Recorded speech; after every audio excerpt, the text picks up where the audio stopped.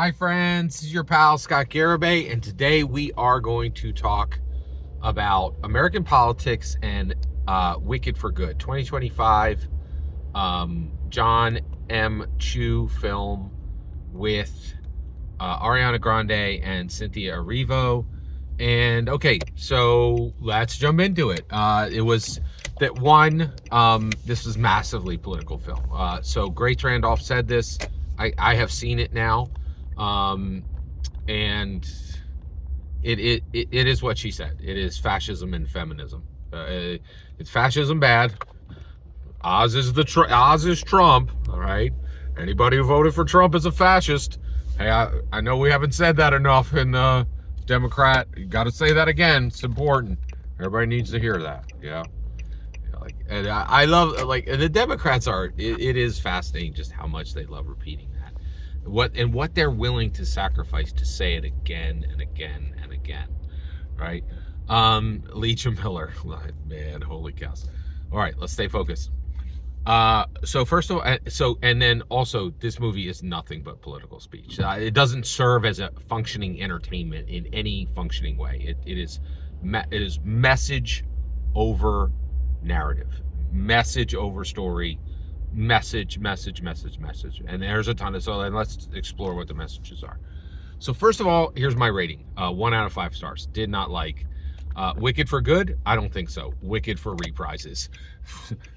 So the first movie was incredible. So one of the best musicals ever, right? And I'll tell you right now, what they should have done is finish the movie, just done the first movie and cut it off there. Like, I honestly believe the entire Wicked intellectual property would be 100 times better off if they had never finished the story. Nothing in Wicked for Good adds one iota to the intellectual property, to the legacy of Ariana Grande, to the legacy of Cynthia Erivo, to the legacy of John M. Chu. This movie negatives everything. It negatives Ariana, it negatives Cynthia, it negatives John, it negatives the IP overall. It was bad. It was very, very bad film.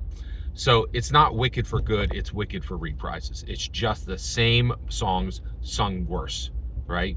And then, oh wait, no, Scott, there's 2 or 3 new songs in there. You are right, sir, and not a single one of them is memorable. And that's not me just saying that. That's virtual. I have not heard a single reviewer say that a single one of the new songs is even remotely singable or memorable, right? It's just, so it's a garbage film. It is a straight garbage film. But man, and it's not disconnected. It's a garbage film because it was meant to be a garbage film. It is not an entertainment story. It is not a narrative being told. It is not a musical to sing along with. It is 2 bold statements. Donald Trump sucks, and feminism is the best thing ever, right? Yeah. So let's explore what are the messages in the film. So one thing that did shock me was Fierro is so Glinda attempts to manipulate Fierro into marrying her. She's like, oh, we're engaged. And he's like, oh, we are? And she's like, yeah, of course. And he's like, oh, okay, we'll get married. Glinda, I think there's a lot of clues that Fierro ain't into you, right? Like, okay, yeah, but she's not listening to any of those clues, right? So yeah, so this was a shocking statement in the film, but I think this is very directly in the film. There's no question, a major, and it is worth talking about. So what does Wicked for Good have to say about modern marriage? Marriage between a man and a woman. They're like, oh, here you go. Here it is. If you are a woman and you are good at your job, you will never, ever be married. Period. End of sentence. You cannot have it all. You cannot not have a functioning, good marriage. And you can't be competent and on your grind set and get married. It will not happen, right? And like Glinda sings about it multiple times in the movie, and she's like, I'm sad because I crush at my job, but Fierro doesn't want me. So what does Fierro want? Fierro wants somebody who's bad at her job. Who's bad at her job? Elphaba, We don't have to wonder about it. She says it. She's like, I know everything is right, right? Help the animals. I know how to govern this country, but I can't do it. I cannot do it. And man, you want to talk about a political statement. Like, this movie is also talking about the shape of modern politics, right? Oz, Morrible, Galinda, they're all competent, they're all super smart, and they get done what they want done, right? Elphaba, no, and everything they want done is evil, right? That's a pretty good analogy for the Republican Party, right? And then you're like, okay, so tell me about the Democrats. They're like, everything they want is good. They want to help the animals. They want to make sure that the downtrodden have everything. They want to help the animals, and they want to help the munchkins, right? The downtrodden, they're here for them. So what do they do? What are they going to do for them? Nothing.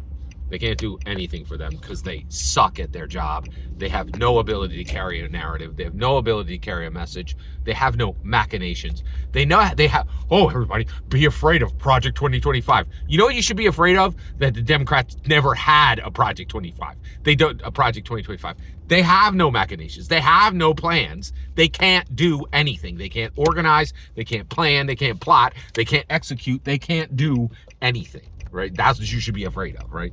And Elphaba was the same thing. She's like, what's gonna, I can fly around. I got all the magic in the world. I know what's right. So what do? Well, I will marry the Scarecrow and walk into a dry desert land, help no one except me and the person I love, because I'm powerless.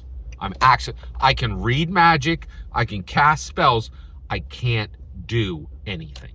And that's exactly what she did in the end. She did nothing, right? Like, she helped no one.